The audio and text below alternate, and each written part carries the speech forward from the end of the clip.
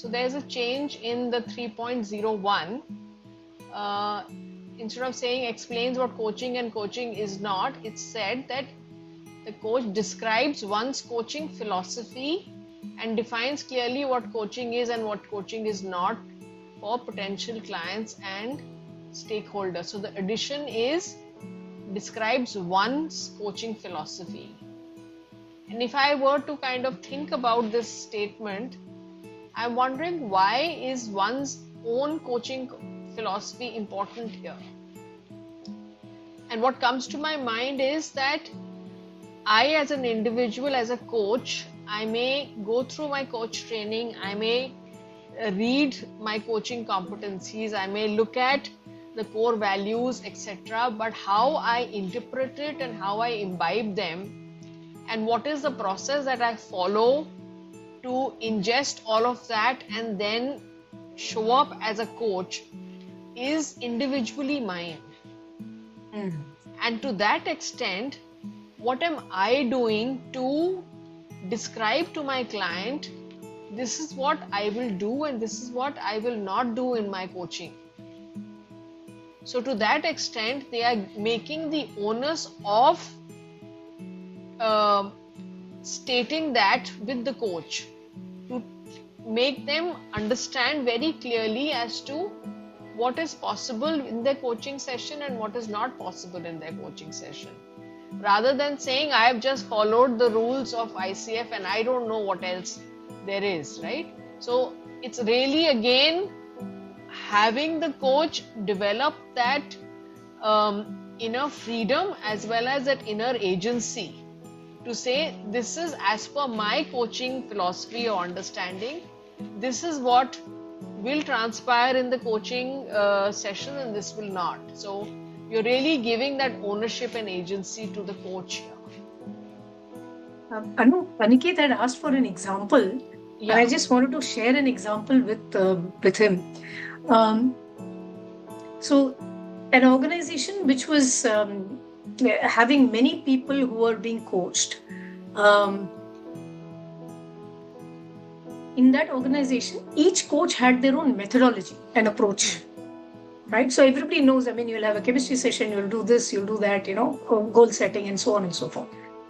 But that philosophy actually got defined and it was very distinct for each one of them.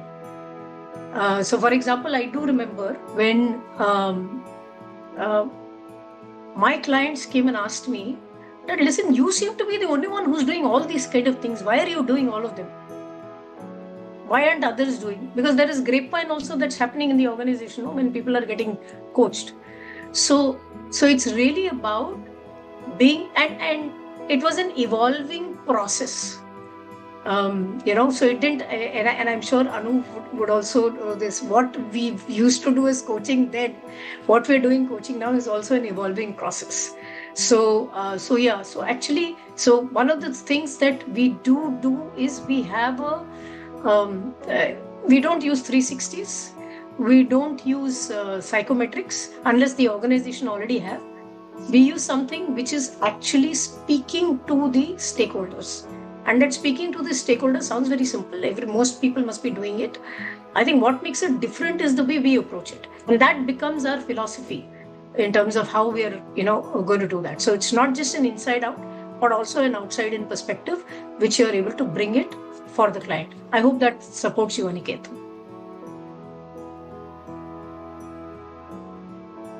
Yes, Saras, thank you so much for answering that. Thank you. That explains. If I may just add, this 3.01 actually ties very nicely with 2.09. When ICF is talking about being open, that's openness and curiosity, and in the coaching process, they're talking about being open to who you are being, right? And if everybody follows the coaching process in a similar manner, all the coaches would be same. And as Anu pointed out, that you yourself bring in there, and that is what differentiates you. What ICF is saying is, you need to be transparent about that with the client and the stakeholder. Yes. Whatever is your coaching process, whatever is your coaching philosophy, So these two, 2.09 and 3.01, they actually tie together when you start looking at in that manner. Absolutely. Thanks for sharing that.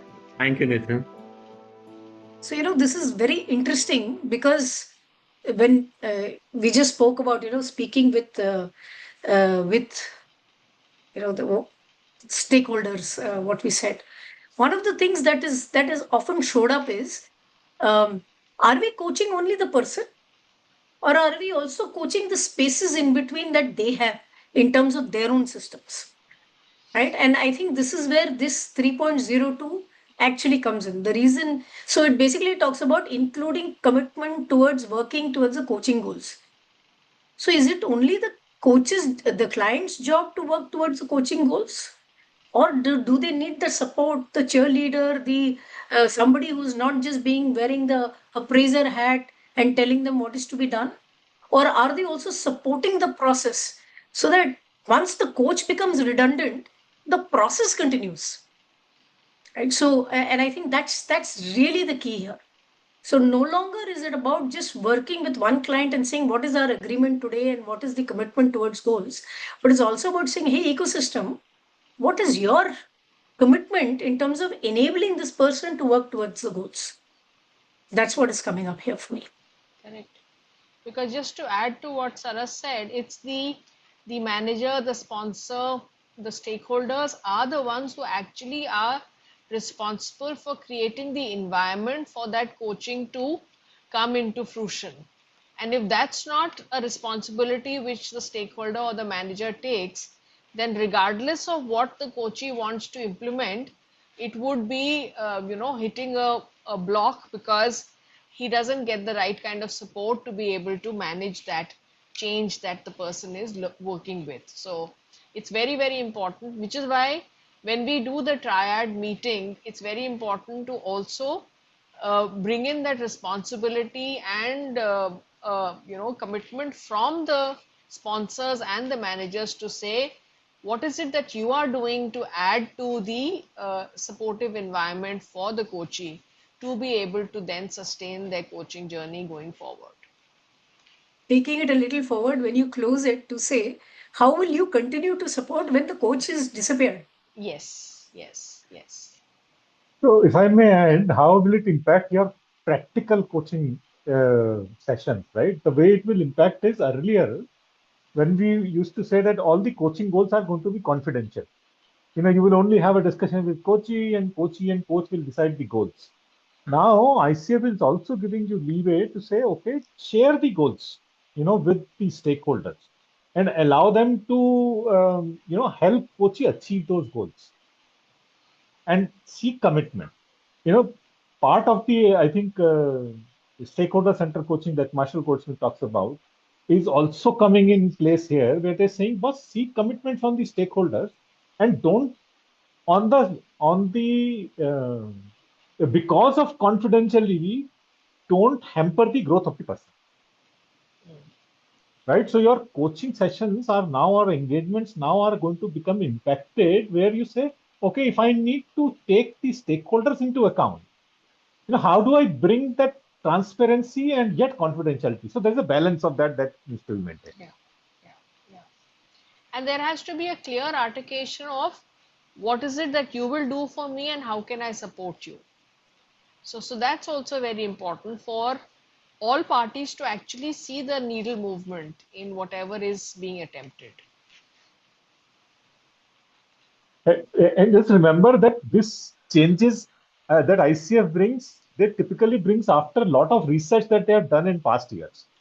Right. So these changes that they're bringing, they must have received a lot of such inputs from the industry and landscape to make these changes now happening. So it is something which is demanded by the organizations and no longer a wish list alone. Nitin, let's move to the next. I think trust and safety cultivate. There are some more here. Okay. I think here's where respect and honors. I think these are the two differences. You want to take that up, Anu? Yes. So again, play on words. There's honors the experience versus respects the client and the coaching experience. So it's here saying that not only do you respect the coaching experience, you also respect the client. So, and end and close. So, because it is said that learning and coaching is a continuum, it is not something which has a finite close. It's saying that you don't end the relationship, you close that particular coaching relationship, but the learning and the understanding continues, and you do it in a way that respects the client and the coaching experience, and they moved away from the word honor. And in my personal understanding, honor is something that you provide to something which is on a higher pedestal than you are. Whereas respect is something that you provide to somebody basis their behavior. So honor is little more positional according to me, and respect is as per the behavior or the action of the person. And it's also mutual. Aniket very rightly said that, right? So they have used those. So we're not trying to bring in a power play of honoring somebody, thinking that that person is above you, that you honor that experience. Rather, you're saying that you respect the client and the coaching experience. So you're also building that connect with your client. Not only the coaching experience needs to be honored, but it's also your client. And on a lighter note, which is why possibly in the early days of coaching, I remember I would ask that, how was the experience for you? More for my own validation rather than, okay, the experience was good for the client, just on a lighter note. And very quickly, Saras, if I can take the next one also, it says revisits the coaching agreement when necessary to ensure the coaching approach is meeting the client's need. And I think we've always said that the coaching agreement is a live document. It's not a one and done kind of a document. It's always evolving. It's always a moving document, and it needs to keep changing as per the shift in the needs of the client. So again, I think largely theme that I'm seeing is evolution. It's emerging, right? What's emerging in the moment. So they are more and more using these words to tell you or to bring the awareness to your client as well, to say that coaching is a emerging, evolving process. It's not something which is, a coaching agreement is done, signed, and it is kept away. It's something that needs to be revisited and changed and evolved. And how do you kind of even nurture the coaching agreement so that you bring to your awareness if there is a change in the client's need, how are you addressing that, and how are you using your agreement? Because many times we say when we are coaching, each coaching session you recontract, right? You have an agreement again in terms of in the moment what the client needs.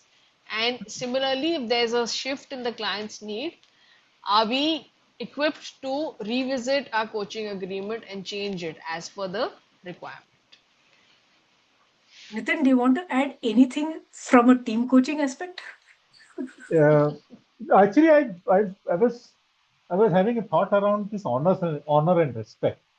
And honor seems like a behavior which is coming out of commitment. Because I have committed, so I need to honor it. Whether there is an underlying respect to that behavior is there or not is unknown. And I think ICF is very clearly calling out, saying to us, you don't have to honor just only for the commitment. You also need to do it with the respect to the client. And not just so because I said that I'll do this.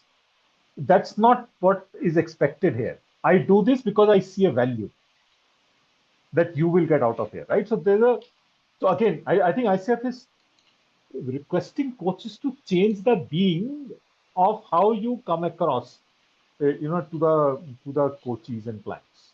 I think that's where I was coming from, the honor and respect. And I just put it in chat. always be contracting. And that's the mantra of team coaching. The mantra of team coaching is always be contracting, because lots of things emerge. And that's what seems to be reflecting here as well.